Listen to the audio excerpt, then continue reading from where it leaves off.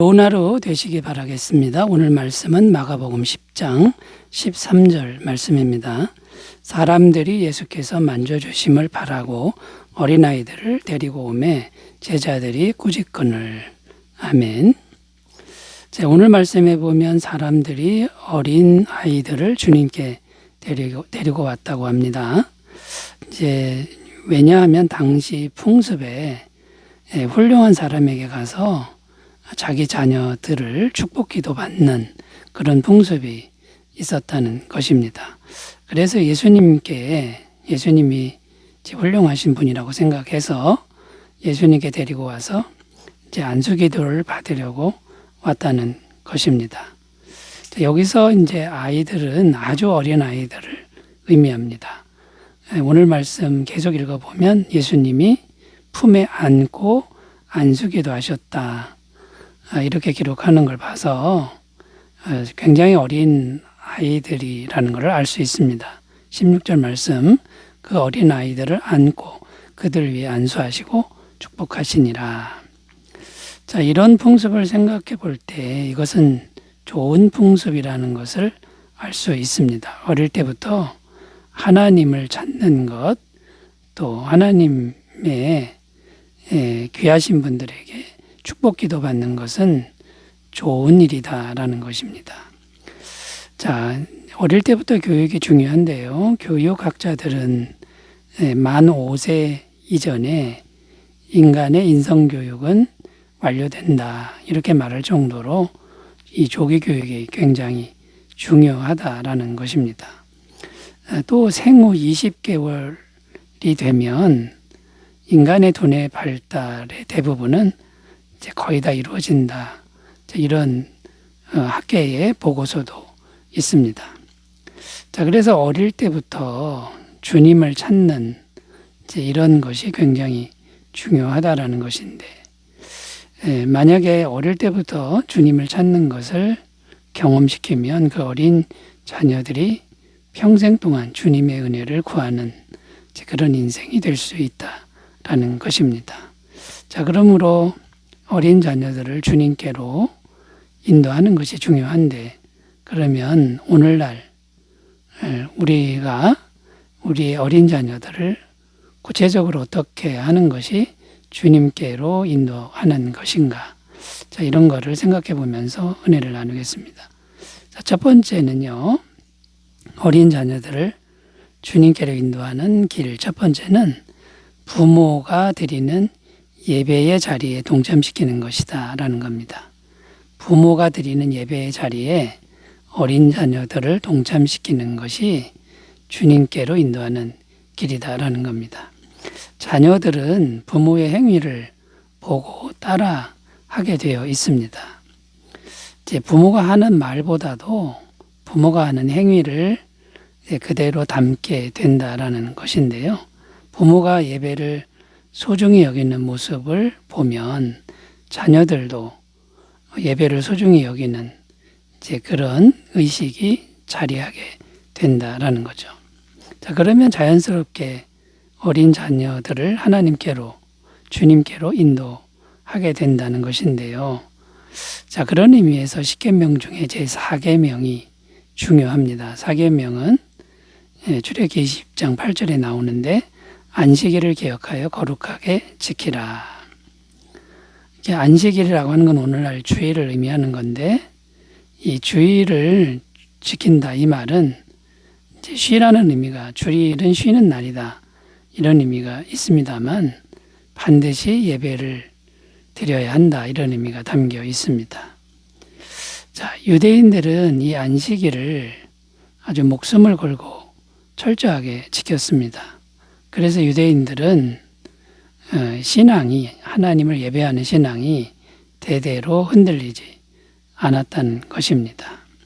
그래서 이 사람들은 자연스럽게 이 신앙이 후손들에게 그대로 전수가 되고 상실되지 않는 그런 은혜를 입었다라는 것이죠. 자, 오늘날 부모들의 문제가 있는데, 그게 뭐냐면 예배 드리는 것보다 세상의 것들을 더 소중하게 여긴다는 것입니다. 자, 그렇게 되면 자녀들은 하나님보다 세상의 것들을 더 중요하게 여기고 세상의 것들을 더 열심히 추구하는 인생이 된다는 것이죠. 자, 그러면 행복할 것 같지만 이것이야말로 자녀를 불행하게 만드는 길이 된다는 것을 우리가 명심해야 될 줄로 믿습니다. 요한일서 2장 15절에서 17절입니다. 이 세상이나 세상에 있는 것들을 사랑하지 말라. 누구든지 세상을 사랑하면 아버지의 사랑이 그 안에 있지 아니하니 이는 세상에 있는 모든 것이 육신의 정욕과 안목의 정욕과 이생의 자랑이니 다 아버지께로부터 온 것이 아니요 세상으로부터 온 것이라. 이 세상도 그 정욕도 지나가되 오직 하나님의 뜻을 행하는 자는 영원히 거하느니라. 세상을 추구하면 이것은 하나님과 멀어지게 원수가 되는 거고, 그리고 세상 것은 안개 같은 것이다, 금방 지나가는 것이다, 허무한 것이다 라고 말하고 있습니다.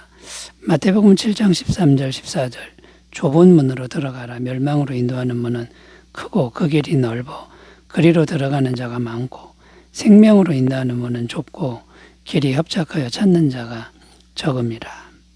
많은 사람들이 세상 것을 추구하며 달려가는데 성경은 분명히 말씀합니다. 멸망길이다 이렇게 말씀하는 겁니다. 물론 세상에 있는 것이 필요합니다.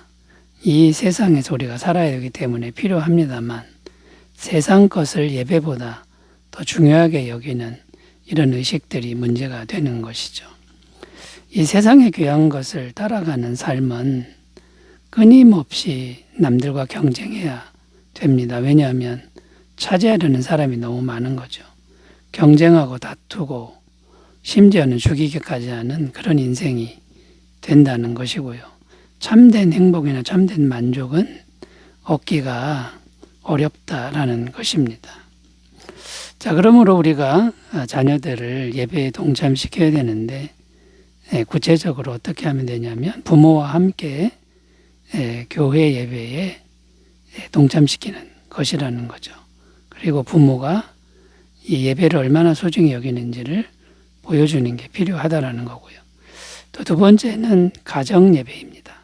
가정 예배를 일주일에 한 번 날을 잡아서 온 가족이 모여서 예배를 드리는 이런 모습을 보여주면 자녀들에게 자연스럽게 예배의 소중함을 가르치는 일이 될 줄로 믿습니다.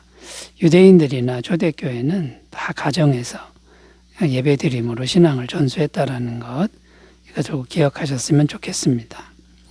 자, 두 번째 주제로 가보겠습니다. 자녀들을 주님께로 어떻게 인도할 수 있을까요? 두 번째는 성경을 가까이 하게 하라는 것입니다. 성경을 가까이 하게 하라.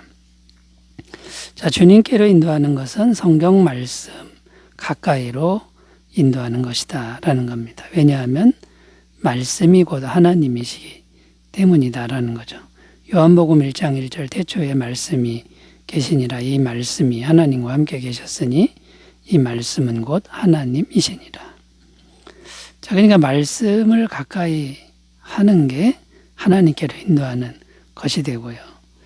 또 성경 말씀으로 가까이 인도하는 것이 오늘날 성령님을 만나게 하는 그런 방법이 된다라는 겁니다. 디모데후서 3장 15절 16절 또 어려서부터 성경을 알았나니 성경은 능히 너로 하여금 그리스도 예수 안에 있는 믿음으로 말미암아 구원에 이르는 지혜가 있게 하느니라. 모든 성경은 하나님의 감동으로 된 것으로 교훈과 책망과 바르게 함과 의로 교육하기에 유익하니. 성경을 가까이 하면 성령의 감동을 동일하게 경험할 수 있다라는 겁니다. 그러니까 성경을 가까이 하게 하는 게 살아계신 성령님을 만나게 하는 길이다라는 겁니다. 자, 그러니까 이제 성경을 가까이 하게 해야 되는데 이걸 어떻게 하면 됩니까? 구체적으로 어릴 때부터 부모가 가르치는 게 필요하다라는 겁니다. 신명기 6장 6절에서 9절 오늘 내가 내게 명하는 이 말씀을 너는 마음에 새기고 내 자녀에게 부지런히 가르치며 집에 앉았을 때에든지 길을 갈 때에든지 누워있을 때에든지 일어날 때이든지 이 말씀을 강론할 것이며 너는 또 그것을 내 손목에 매어 기호를 삼으며 내 미간에 붙여 표로 삼고 또 내 집 문설주와 바깥문에 기록할지니라. 그러니까 어릴 때부터 부모가 부지런히 말씀을 가르치라는 그런 내용입니다. 그리고 환경을 말씀의 환경으로 바꾸라는 건데 집안 벽에다가 말씀을 기록해서 붙여놓고 이런 것들이 필요하다라는 것이죠.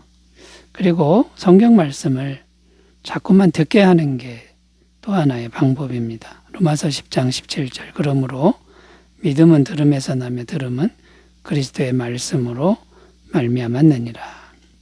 어떻게 해서든지 말씀을 자꾸 듣게 하는 환경을 만들어주는 것이 중요하다라는 거고요.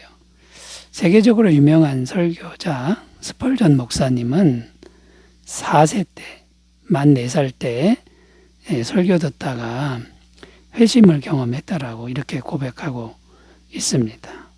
자, 여러분 부지런히 자녀들이 성경을 가까이 하도록 돕는 그런 은혜가 있으시기 바라겠습니다. 자, 세 번째로 가보겠습니다. 어떻게 자녀들을 주님께로 인도할 수 있을까요? 세 번째는 자녀들을 위해 매일 기도해 주는 것이다 라는 겁니다. 자, 기도가 반드시 필요한데 부모의 기도가 있는 자녀들은 반드시 하나님이 인도하신다라는 겁니다. 기도가 있는 자녀들은 유혹이나 또 방황은 있을지 몰라도 언젠가는 돌아온다라는 것이죠. 저 개인적인 경우도 고등학교 때부터 청년 시절에 많은 방황을 했습니다. 그런데 저의 어머니의 기도가 결국은 저를 다시 주님께로 돌아오게 만든 것이죠. 저희 어머니는 새벽 예배를 빠지지 않는 분인데 저를 위해서 3,000번의 새벽 예배를 작정하고 10년 세월입니다.